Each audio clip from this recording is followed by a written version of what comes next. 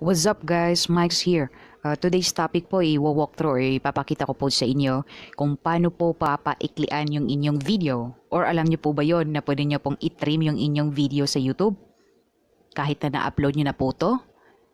Okay, don't worry po. Ipapakita ko po sa inyo paano gawin. First is itatap nyo lang po yung Google Chrome nyo na app.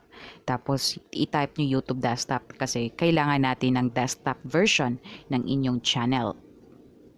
Tapos yung first na lalabas which is YouTube dashboard, yun po yung inyong itatap. So pagka nandun na po kayo, ito zoom lang natin. So ito yung sa dashboard, ito yung itsura. Okay, ngayon naman kasi nakikita ko na yung video na gusto ko pong paiklian, itong second to the last. Ito, si Jonas Belhica. So ito yung papaiklian ko. Dahil nga almost 10 minutes ito, dito tayo sa enhancements. Sisimulan na natin yung pagpapaikli. So gagawin ko lang siyang 2 minutes. Ngayon sa gilid naman kung nakikita nyo, ito yung mga options na kung ano yung pwede mo pang gawin eh. Blur faces, custom blurring. At saka sa baba nito na nakabox na may gunting, trim. So papaikli yan. Ito yung itatap natin. Okay.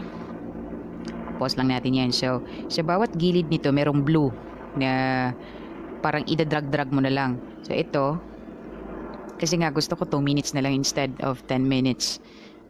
So, nasa inyo na yan kung ilang minuto nyo gustong baguhin sa inyo.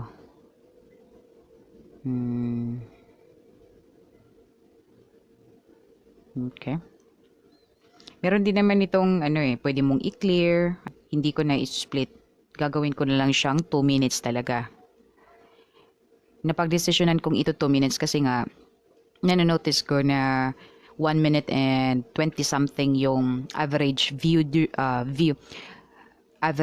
duration ng nagwa-watch ng video na to. So yun lang.